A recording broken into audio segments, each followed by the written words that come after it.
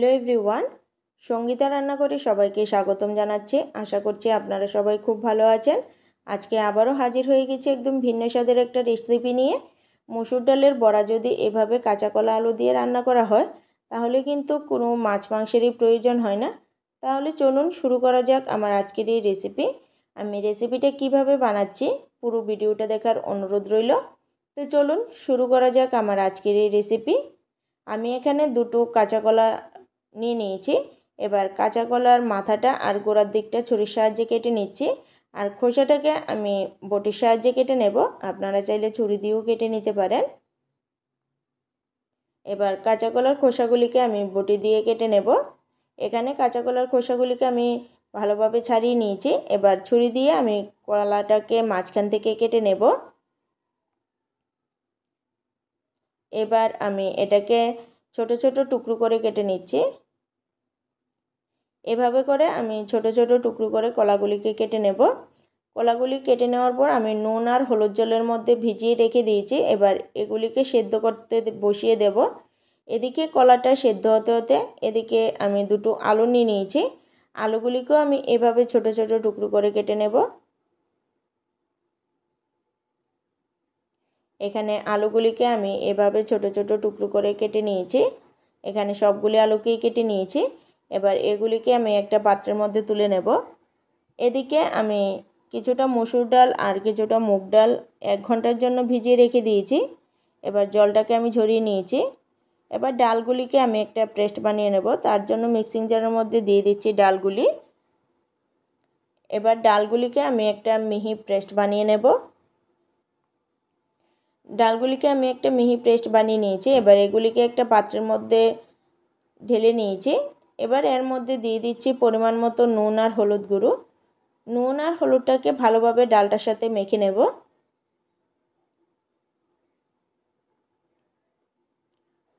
এবার চলে যাচ্ছে মূল রান্নায়। চুলাতে আমি কড়াই একটা বসিয়ে দিয়েছি। কড়াইটা ভালোভাবে গরম হয়ে যাওয়ার পর দিয়ে দিচ্ছি পরিমাণ মতো সর্ষের তেল। তেলটাকে ভালোভাবে গরম করে নেওয়ার পর আমি সবার প্রথমে ডালের বড়াগুলিকে ভেজে নেব।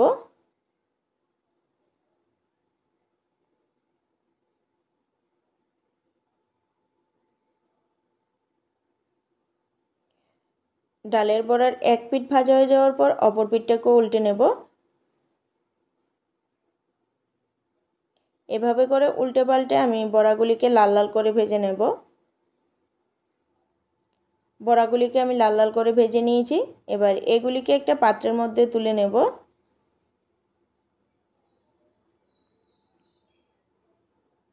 এবার একই তেলের মধ্যে আমি বাকি ডালের বড়াগুলিকেও ভেজে নিচ্ছি। এখানে আমি সবগুলি বড়াকেই ভেজে নিয়েছি। এবার এইগুলিকেও আমি একটা পাত্রের মধ্যে তুলে নেব। এখন এই একই বড়া ভাজার তেলের মধ্যে দিয়ে দিচ্ছি টুকরো করে রাখা আলু। এবার আলুর মধ্যে দিয়ে দিচ্ছি পরিমাণ মতো নুন আর হলুদ গুঁড়ো। এবার নুন আর হলুদটাকে ভালোভাবে আলুর সাথে মিশিয়ে আলুগুলিকে লাল লাল করে ভেজে নেব।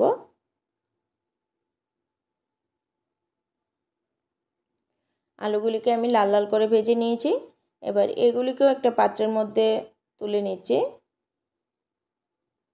ওই একই তেলের মধ্যে আমি সেদ্ধ করে রাখা কাঁচা কলাগুলিকেও দিয়ে দিচ্ছি। এবার এর মধ্যেও দিয়ে দিচ্ছি পরিমাণ মতো নুন আর হলুদ গুঁড়ো। এবার নুন আর হলুদটাকে কাঁচা কলার সাথে ভালোভাবে মিশিয়ে কাঁচা কলাগুলিকেও আমি কিছুক্ষণ সময়ের জন্য ভেজে নেব।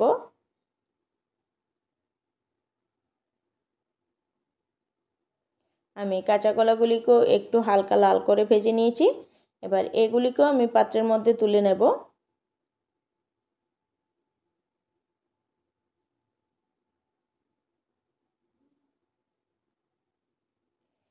এবার একই কড়ার মধ্যে দিয়ে দিচ্ছি আবারও সামান্য একটু সর্ষের তেল। তেলটা ভালোভাবে গরম হয়ে যাওয়ার পর এবার এর মধ্যে দিয়ে দিচ্ছি ফোড়নে 5 ফোড়ন।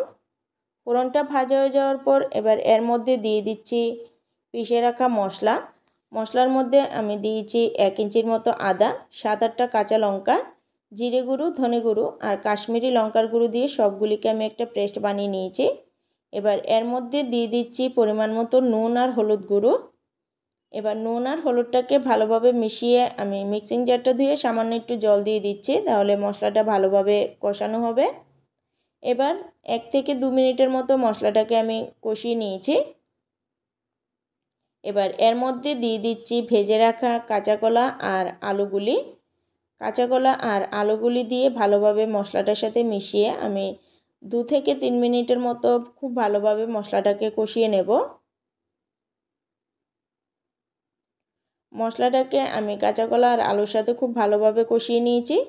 এবার এর মধ্যে দিয়ে দিচ্ছি পরিমাণ মতো গরম জল।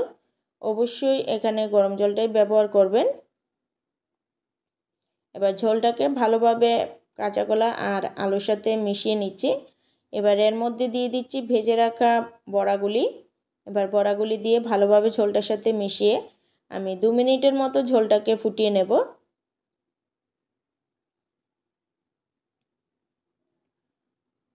আমি 2 থেকে 3 মিনিটের মতো ঝোলটাকে ফুটিয়ে নিয়েছি। এবার উপর থেকে দিয়ে দিচ্ছি গরম মশলা গুঁড়ো।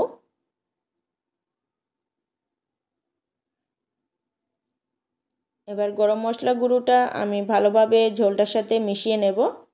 মিশিয়ে আমি এটাকে একটা পাত্রের মধ্যে তুলে নেব। আমার মসুর ডালের বড়া দিয়ে কাঁচা কলা আলুর ঝোল কিন্তু একদম রেডি। এভাবে একবার হলেও আপনারা বাড়িতে বানিয়ে দেখবেন। আমার আজকের এই রেসিপিটা কেমন লেগেছে অবশ্যই কমেন্টে জানাবেন। যদি ভালো লেগে থাকে একটা লাইক করে দেবেন। চ্যানেলটাকে সাবস্ক্রাইব করে আমার পাশে থাকবেন। আজকের জন্য এতটুকুই। আবারও ফিরে আসছি নতুন একটা ভিডিও নিয়ে। সবাই সুস্থ থাকবেন, ভালো থাকবেন।